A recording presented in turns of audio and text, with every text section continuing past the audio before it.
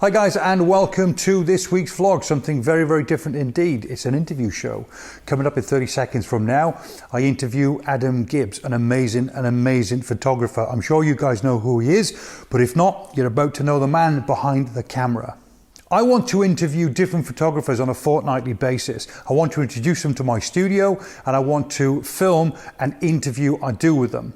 Now, it doesn't matter whether they are professional, whether they're amateurs, and I certainly am interested if they vlog. So if they're YouTubers or not content creators, I don't really care. It's about the photographer, the man behind the camera. So fingers crossed, I'll have some decent names to talk to in the coming weeks, but I need some help. I need some help from you guys.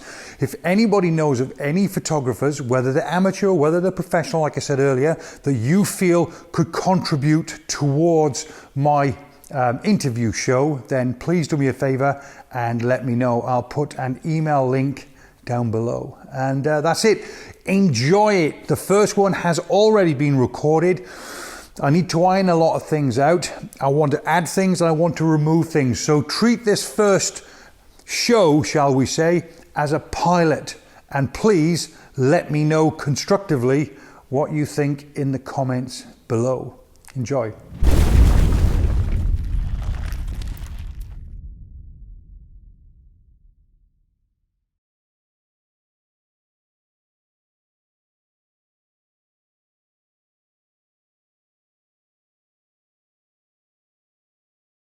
I've partnered up with these guys here, but just in case anybody switches off, or he goes, he's mentioned about sponsorship.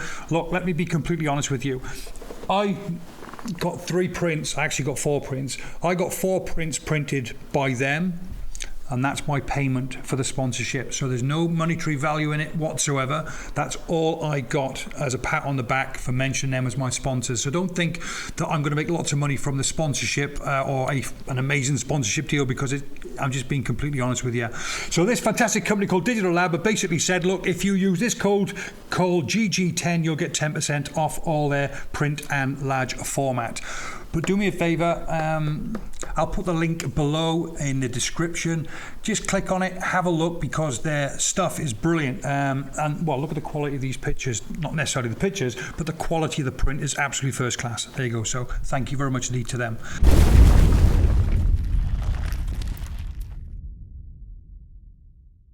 Adam Gibbs, international. Just think about this for a second. We all go out taking pictures. We all love taking pictures. Nobody loves taking pictures more than me. I do it for a living, and I do it as a hobby. Now, how strange is that? That is strange, but such is this trade, really. It's an amazing trade if you love it. Pretty much, yeah. When somebody is tagged with a tag that says International Photographer of the Year, and you're a winner, that's pretty impressive stuff. Thanks. Pretty impressive stuff. So, let's turn my chair around and let's have a chat. All right. Talk to me about that process, because I've looked online. Or the International Landscape Photographer of the Year. Yeah, you put a bank of 4 pictures in. Yeah. Thomas. Thomas. I used to love you, Tom. I used to love you. The thing is, I've been a photographer for a long time, since '92, and I have a lot of images to draw from. So, I mean, I could, if I wanted to, I could stop taking photographs now, and I'd probably have a lot of images to just keep recycling old images, because a lot of my images nobody's seen. But you know, I just like the process of photography. I'm not really so much into the photography. I'm more into just being outside, and the photography is just a really good excuse to do that, which I think is the reason why a lot of people do photography, to be honest with you. So you've been a photographer since 1992, a professional photographer?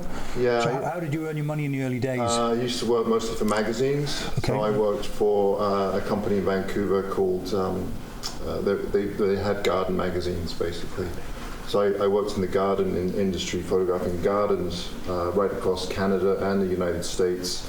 And I made a good living out of it. And then, of course, the bottom fell out of magazines. Gardens West went bankrupt about 4 years ago, and it kind of put me in a bit of a bind, because I hadn't really kept up with social media or any of that stuff. And I think today, photography is so different. It's not really about the photography, really, is it? It's about the person behind the camera. Yes.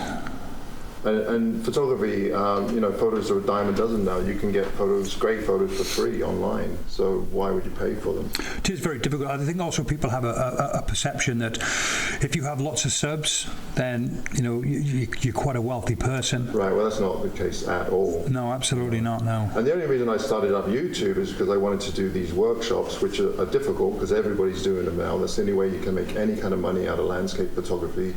And I had these workshops, but nobody was signing up, so I started YouTube.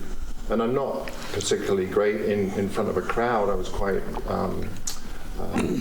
withdrawn, like most nature photographers, because they do their own thing outside and they don't really mingle with people.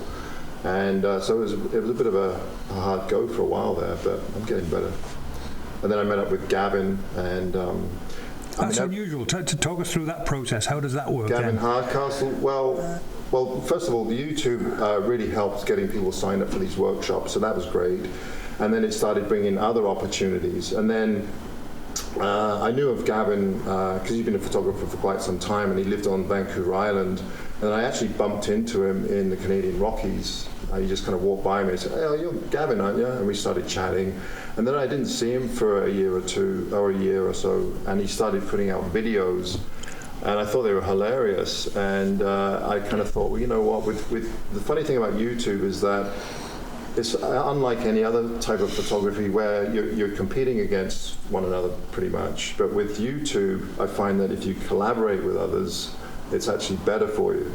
So I figured, well, rather than try and compete with him, why not just collaborate with him? And he was kind of the same. So, and we were totally different. I mean, Gavin is all about Gavin.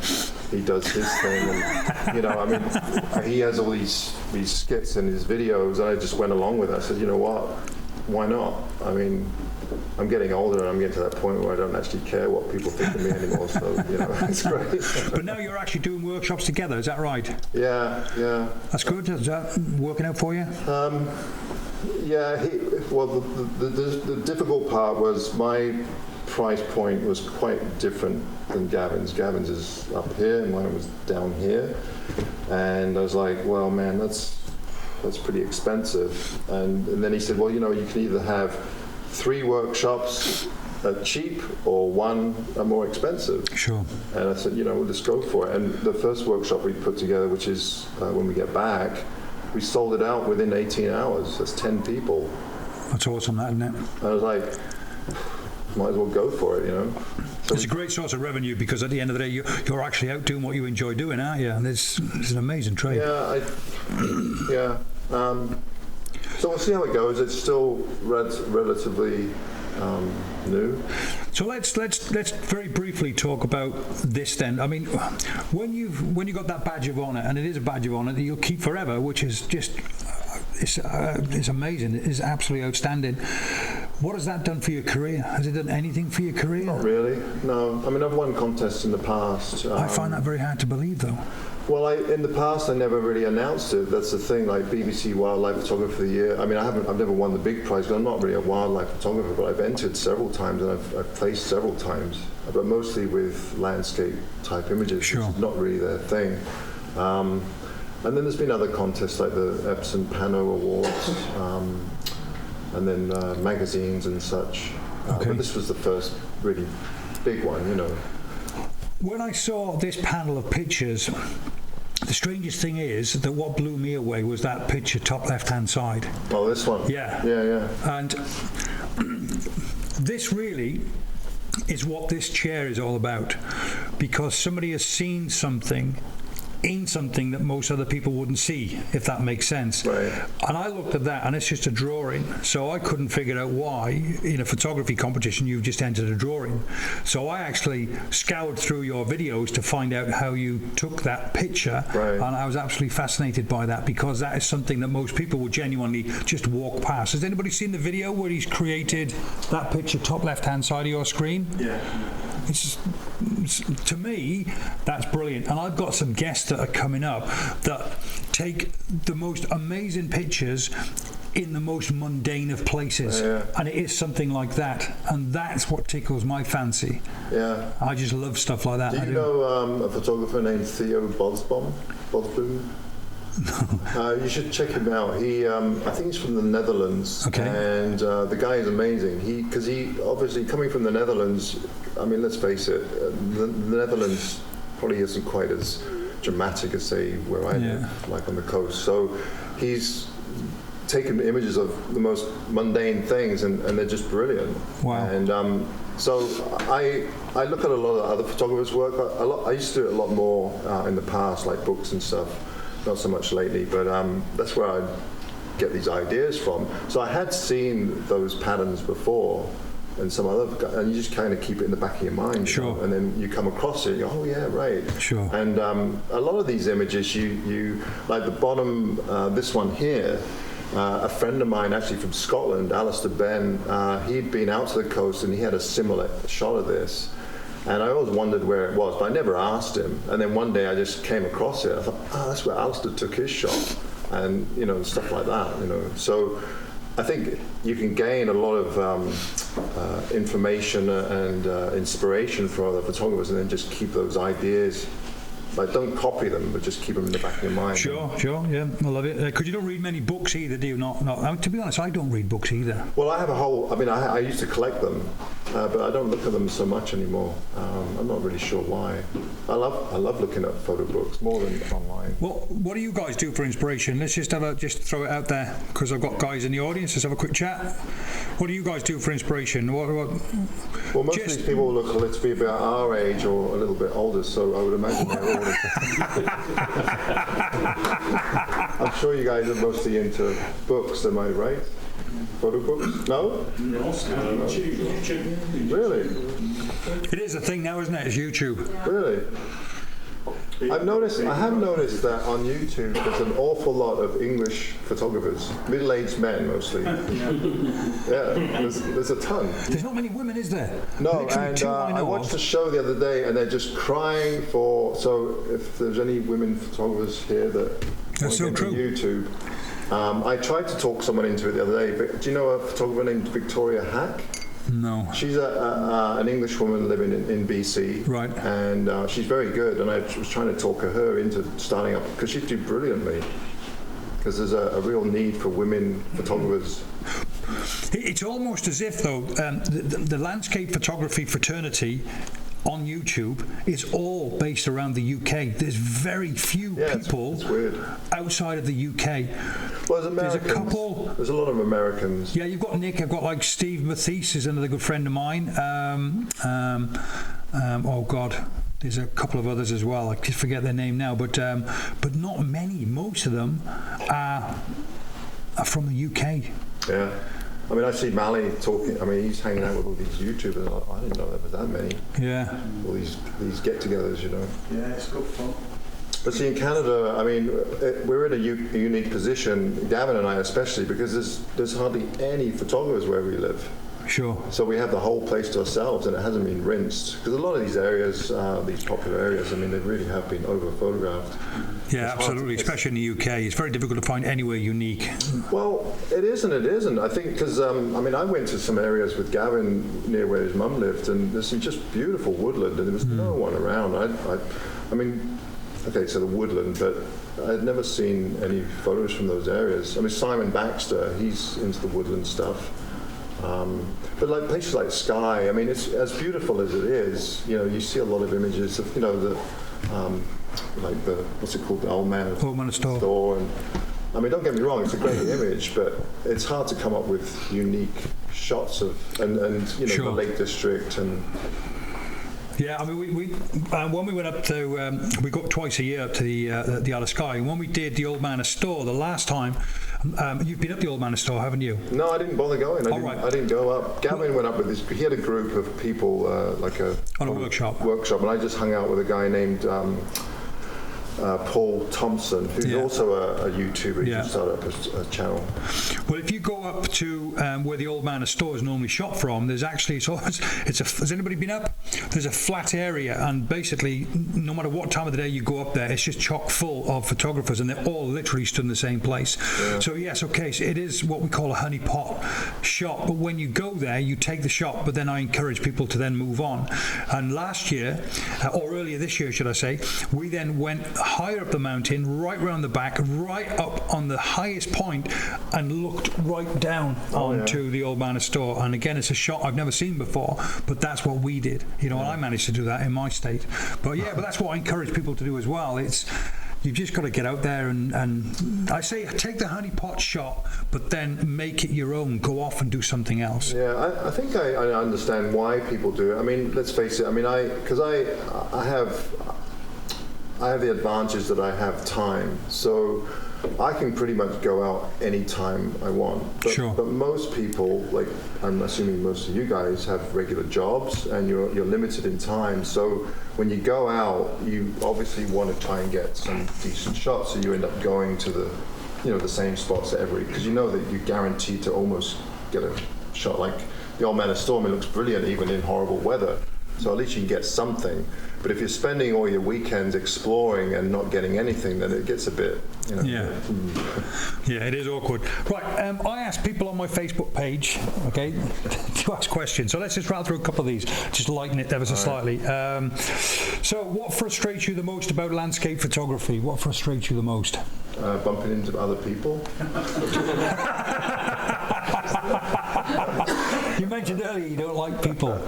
Well, you strike me as you'd be a very good wedding photographer, I think. No. That's funny. I've done one wedding when I first started, and no way. I'm not. The problem with weddings is that you have to enjoy people and photographing people. No, seriously, you do. You have to, and you have to take control, right? Otherwise, you're not going to get it. Yeah. And I'm not the type of person that can just go in there and you got this bride that's just, it's having a horrible. I just can't do it. Yeah, see, I'm the opposite. I love it. I thrive you have the personality for it, right? But I'm more, I'm just not my personality. I thrive on it, which is a bit.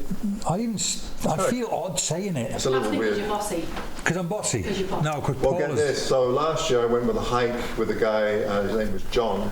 We went into an area called the Height of the Rockies. Right. He just got married. He actually organised his own wedding. And he's straight. He wasn't a gay guy. He's, yeah. I like how you felt the need to actually say that. I don't know why I said that, but no, I don't know if John's going to watch this, but I just thought that was just weird. Oh no, we get it. I think it's. We've got to be careful. I think it's weird as well. I do. No. I can say it. I just. Who here that's married, men-wise, has organised the wedding? Yeah. My husband did. Yeah? They never. He did. He didn't do anything. He did the lot. I just said yes or no. Oh. That's my daughter, by the way, so you can tell it's in the blood, can't you? Just about to have a baby. Right, okay.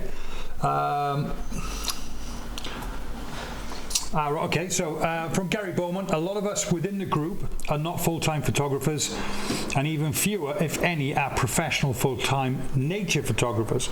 But do you do it as a leisure activity as well? So in other words, on your day off, would you go out with the camera? Well, I suppose. that's a hard one, because it's more of a lifestyle. It's just something that, I mean, I do have other hobbies.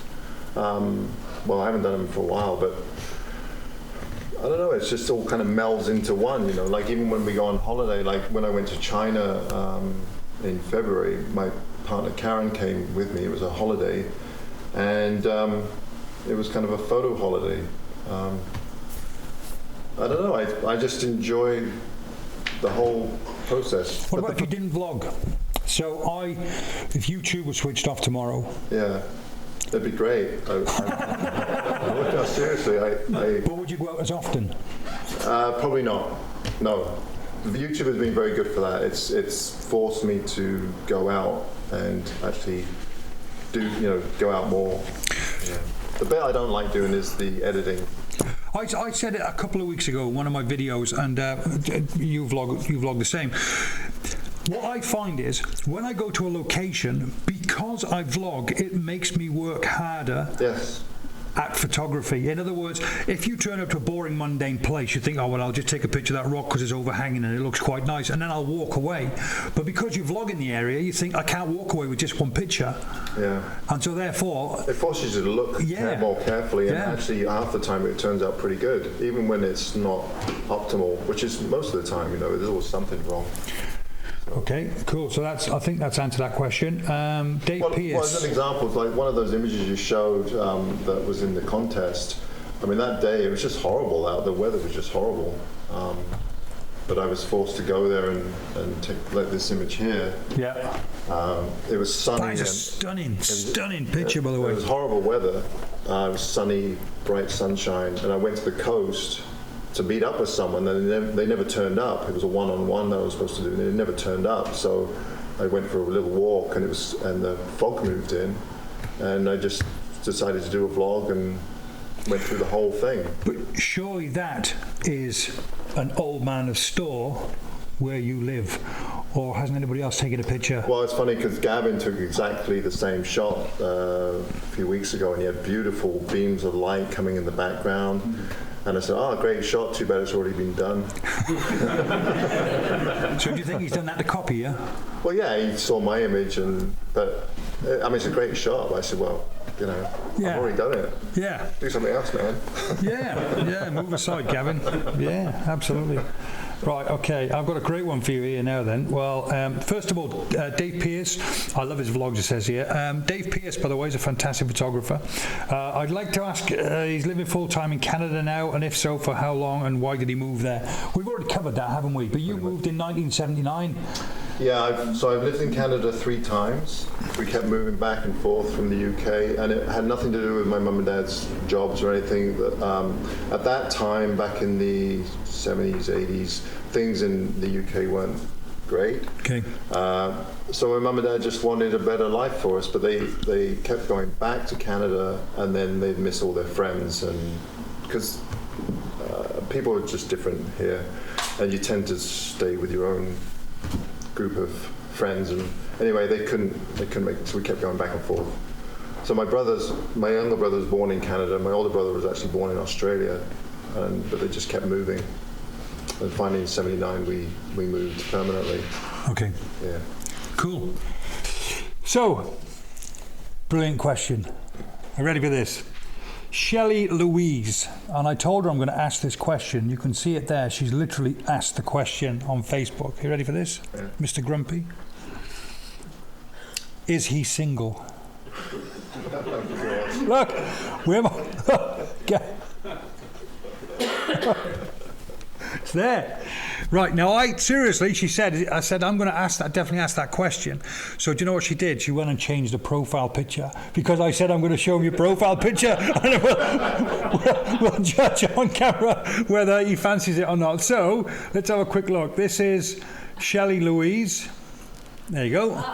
Hey. What do you think? Can we still wolf whistle nowadays? Is that acceptable? No. Not acceptable? No. I'll cut that out then, but yeah, Shelley Louise, she's part of my Facebook group, and she's asking, are you single? So there you go. Let's talk about YouTube again, right? Okay. Why, when I stood up and made a celebratory message about First Man Photography earlier on, reaching 100,000 subscribers. Now, don't get me wrong, he's been going for perhaps on YouTube probably about 2 years longer than you. So it's not been an overnight success, an overnight story either. Right. All right. So why aren't you at 100,000? Why? I don't know. I think a lot of it has to do with the logarithm.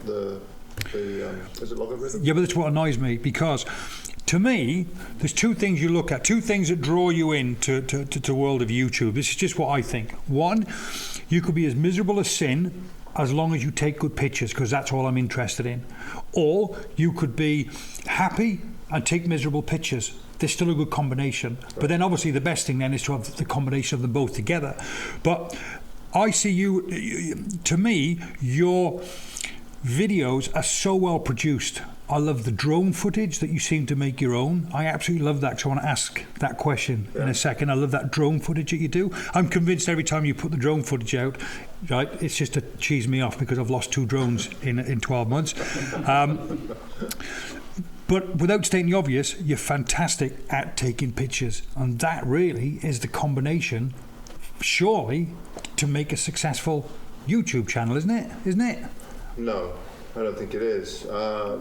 I sometimes get a little frustrated with the numbers, but then I have to remind myself, well, what was the whole purpose of starting the YouTube channel? The whole purpose was to get people to sign up for my workshops, and that has been accomplished. So I have absolutely nothing to complain about, other than, I'd like to make a bit more money, because obviously I'm not making a full living out of this. So, Nigel Danson, most of you guys probably watch Nigel Danson. I mean, he started exactly the same time as me, and he has 120,000, I believe.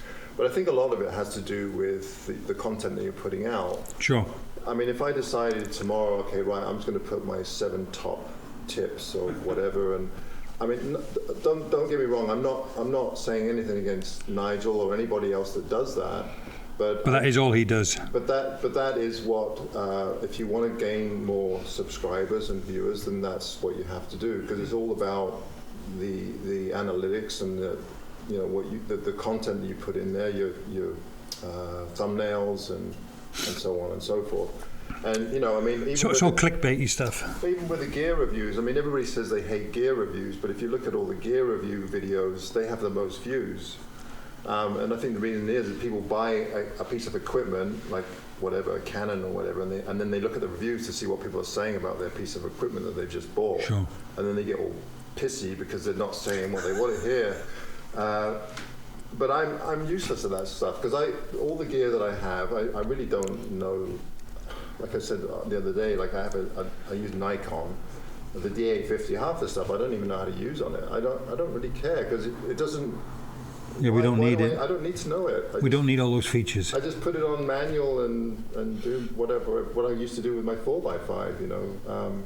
So gear reviews, even though I've done a couple, they're not my shtick. And then my top tips for my 7 top tips or whatever, that's not really my shtick either. And actually, Gavin and I might do a spoof about that at some point.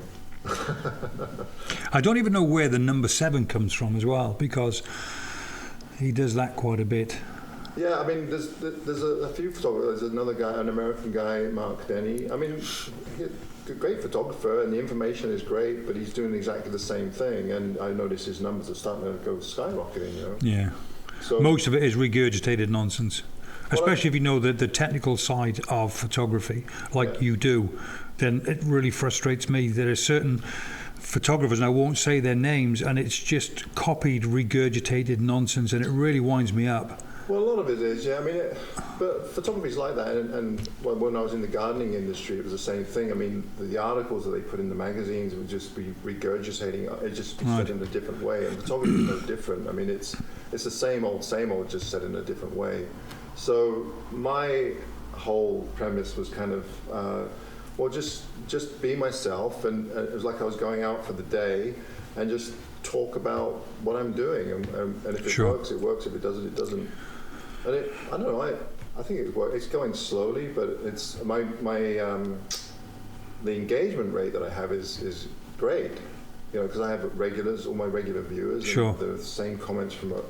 You get lots of viewers on your videos. I do, and I get abnormal amounts for the amount of subs that you have. Not that you don't have many subs, because you do. Right. Do you know, I mean, no disrespect, but you look at someone like Mally that's just starting out. You know how difficult it is, Mally, to get to your first 1,000 subs, and when you do, it's a big moment, isn't it? It really is. And it goes in waves too. Like when I did that stuff with Thomas and the guys in the Rockies, of course my subs went way up, and then it slowly went down and down again. Yeah. And now it'll, because we've just done a little collab, it'll go up again. But I try not to just ignore the numbers and just enjoy what you're doing, and I don't know what else to say. No, that's fine. Okay, talk to me about the drone footage then, especially that picture. The video I watched where you took that picture of the sand that looked like a drawing. Yeah. I'll put it on. I won't put it on because it'll take too long. but I just thought it was exquisite. If you get a chance to go back and have a look, okay, at the video, have a look at the video. I'm not joking. So fire it up. I'll put a link in the description below so you guys can click on it. And I just think that the start of that, and obviously throughout the video itself, is absolutely sublime. Well, thanks. So talk to me about this drone footage. I can imagine you walking in a slow pace forward, low down, and then reversing the footage. No, actually, I just do everything in reverse most of the time. But that would probably make sense to do it that way. I lost a drone going under a gap 30 foot by 40 foot, and you're literally flying. Yeah. Well, all I do is I just make sure that I'm right behind or in front of the drone. Yeah. And I got my eyes on it all the time. Don't Yeah. take your eyes off it. I don't even look at the screen. And just make sure that there are no branches or anything. Or anything. I mean, I have crashed it a few times. You hit a branch, but usually I'm quite low down, so Yeah. I've just broken a propeller or something. But yeah, just make sure you're right behind it, and as soon as you can't see the drone, just bring it back. I think some people, they just get a bit crazy with their drones, and they just, they fly it all over the place. And Everything I do is on my phone with a drone. I just bought a new drone actually. Lee let me fly his. Lee lent me his drone. Remember that one night when we went over that drones? Brand spanking new. I smashed it straight into the floor. And I'm a good pilot. I mean, Gavin had a drone. He had it for 2 weeks and he crashed it and lost it. And then the other day he said, "Oh, I'm a good pilot. Let me fly you over." No. Funny you should mention that. Lee's the same with me. Absolutely no way. Yeah. All right. Okay. So let's very quickly moving on then. Has Canada changed you? I'm asking that question because you used the word debris the other day on one of your videos. Yeah. Debris. We don't use the word debris in the UK, do we? It's a bit posh. I say aluminum. American. As well. Aluminum. You say aluminum. Yeah. So. But I still say tomatoes. I don't say tomatoes. Oh, I see what you mean. Right. Okay. Right. I'm a Canadian. I'm a bastardized Englishman. What do you miss about the UK? I think there's a lot of culture here. Canada is it's a new country, so Yeah. we don't have anything old there. Not Okay. that old. Anything that's old usually gets knocked down. Like the house we live in, seriously, I mean, the house that Karen and I live in is almost 100 years old. Well, that's old for Canada. Okay. The other day I stayed in was it a biffy or is it called Bothy. Bothy, and it was built in 1640. Oh, they're fantastic, aren't they? I just blew my mind. Where was that? Lake District? Deluge? Not quite sure. Ballahoolish. Yeah, they're brilliant, aren't they? They really are cool. Well, I mean, from the outside, I thought, oh God, it looks like a sheep shed, but once I got inside, it was really nice. All right, okay, so that's what you miss about the UK. What do you love about Canada? What would you miss about Canada if you... The raw wilderness. If your mum and dad were extradited again? The raw wilderness. The wilderness is very different because people have lived on the islands for centuries, right? Sure.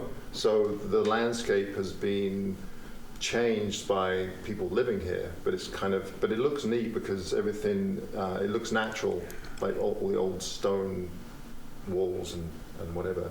But there's no variation. Like Scotland is about as wild as you can get really in the UK, whereas if you go to Canada, like even in Vancouver, if I go north of Vancouver, it's just mountains for 1,000 or 2 kilometers. Wow. And you can just get lost, and it's just, it's pure wilderness. And it is quite literally live or die, especially because you're animals. Well, what have we got? Pheasants.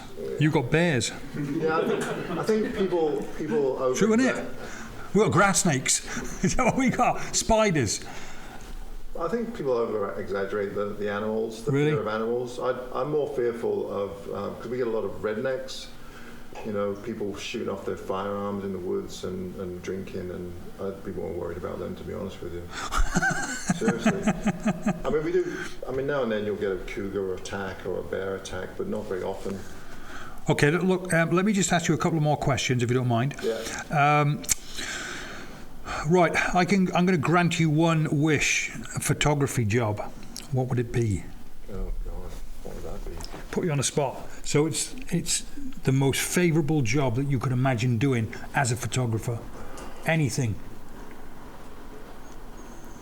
Got him. There must be something.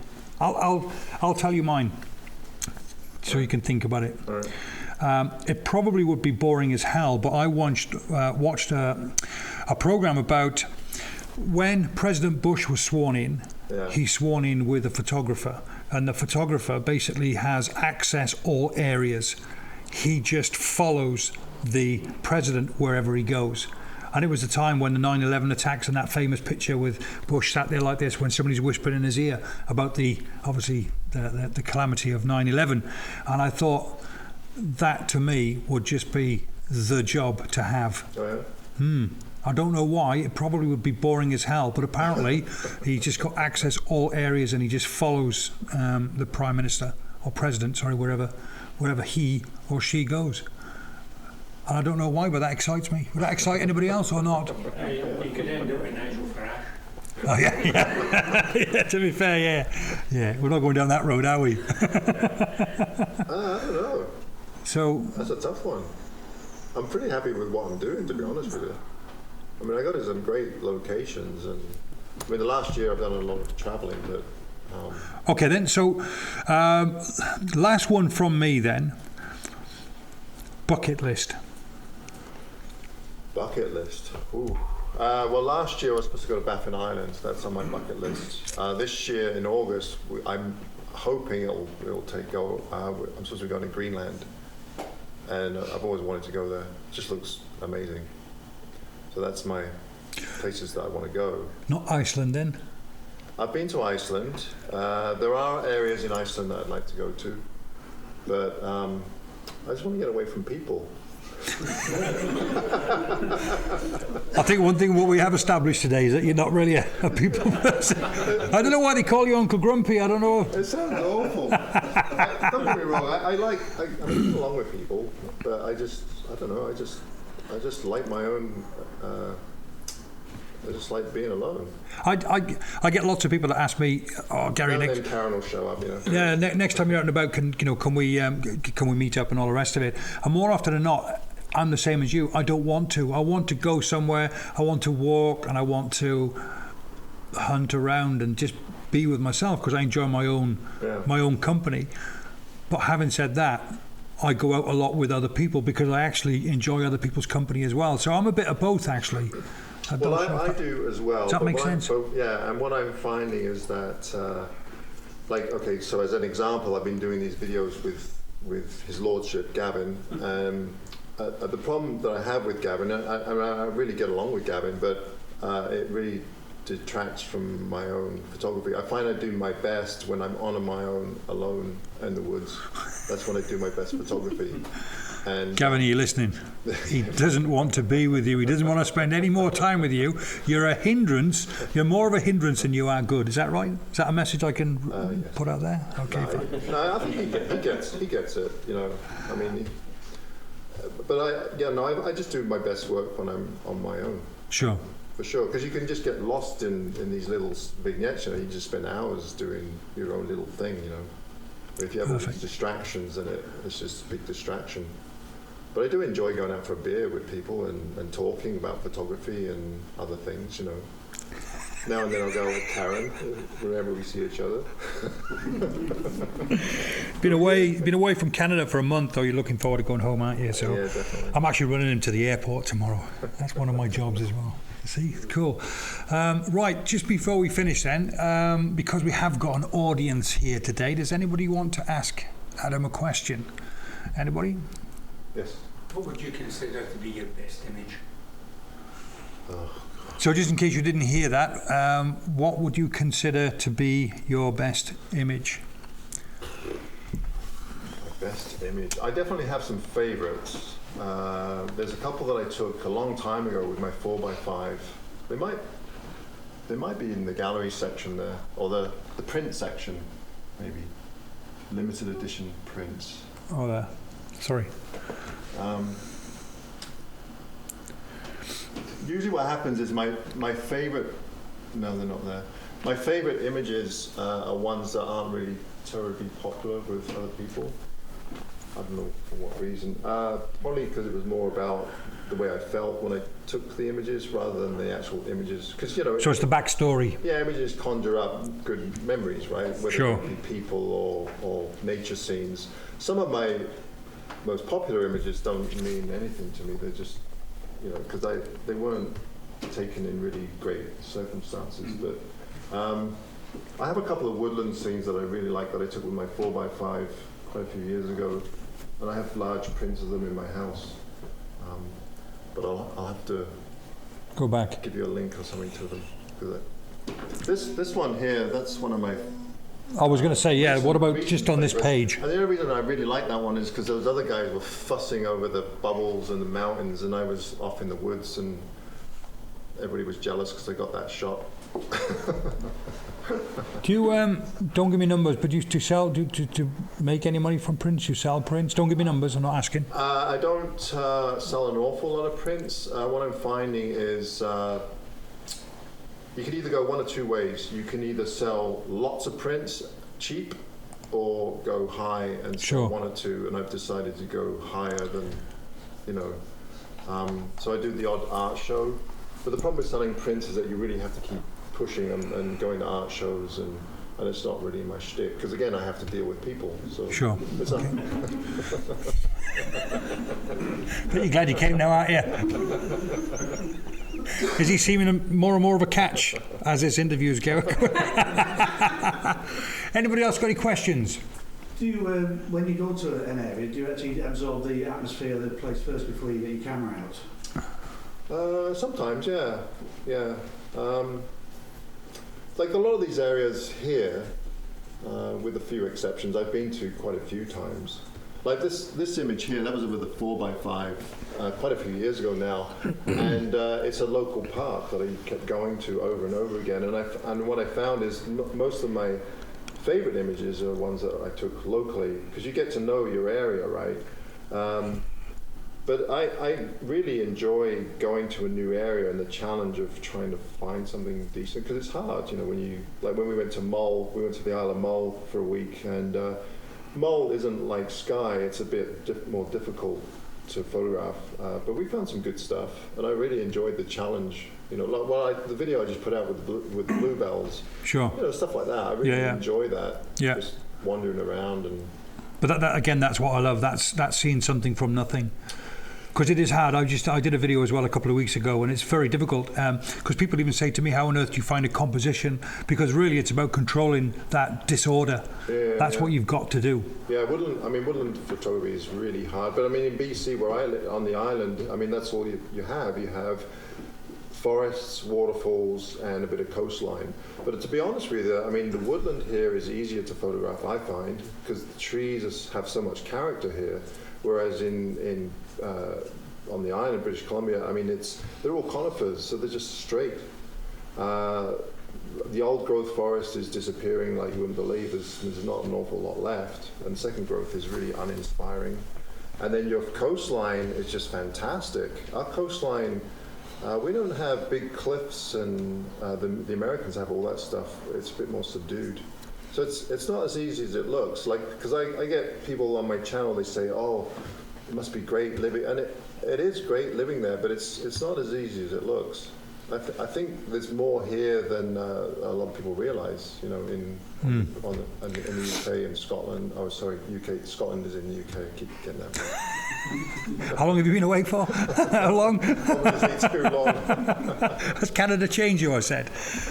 We've got time for just one more question and one more before we wrap up, if you don't mind, guys. Can I ask you about, on a recent video, you said you don't make a living from landscape photography. You've mentioned it again tonight. Yeah. I mean, that must be a worry. I mean, particularly as, you know, you said we're old, but when you're going up to, you know, you're spring kicking it. Well, it is a bit. I mean, I don't know how to say it. I'm in an unfortunate situation. My partner has an excellent job, but you know, she'll only put up with so much. You know, it reaches a point where, you know, if I don't start making a decent living, then I'm going to have to start looking for some other kind of work, right? But when it comes to retirement, I mean, I'm 54. Maybe I might have another 10 years, because I do a lot of hiking. But I'd like to hike as long as I can. But going in the mountains with all this gear and that, I mean, let's face it. Once you reach a certain point, it just gets harder and harder and harder. So that is a bit of a worry. But I try not to worry about it too much. Okay. I think. I don't know. I've been one of the. I've always lived my life day to day. That's the problem I have.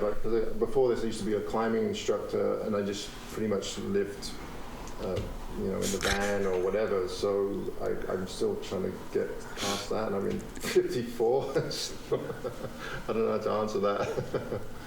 No, brilliant. I don't worry too much. I'm divorced. I have 2 children. They're adults now.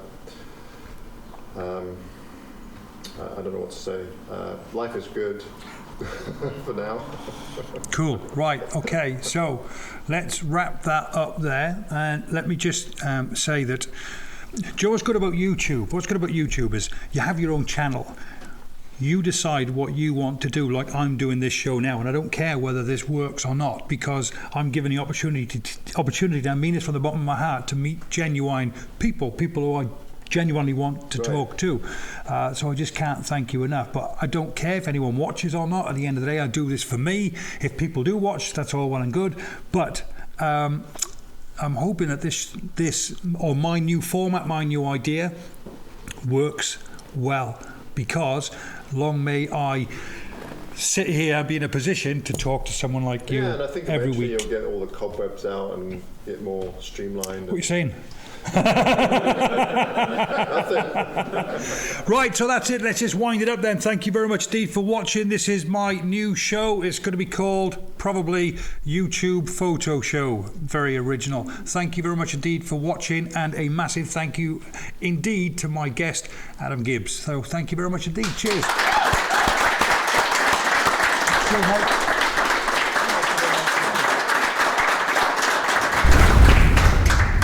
That's a wrap, guys. So the van's all set up now, and I am just about to lie down and go to bed. So I hope you've enjoyed this video. There's going to be lots of photography to come this weekend, but it's been a long drive and a long day. So for me, I'm going to have a nice, quiet night's sleep. Good night, everybody.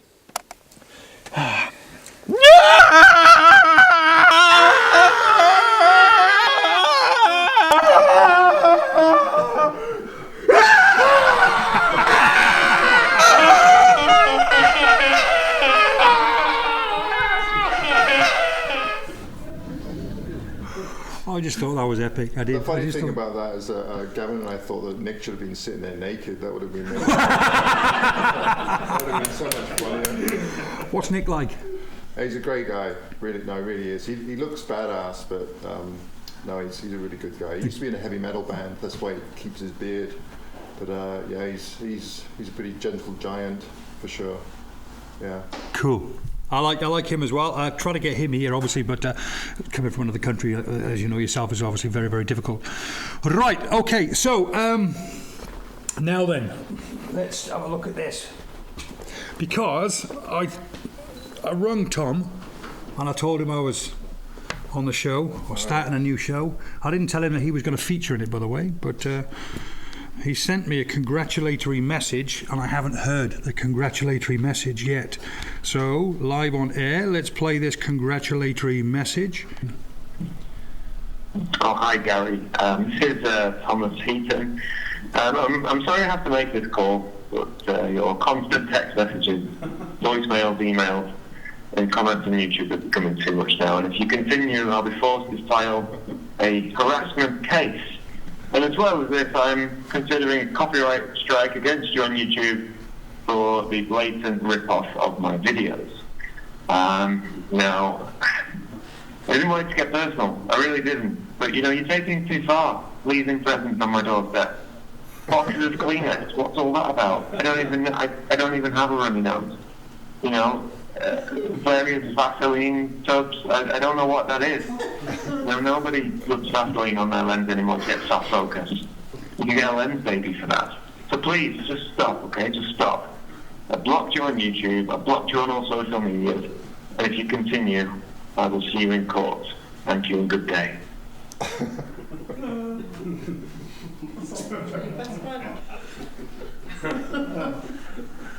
told you he was my best friend.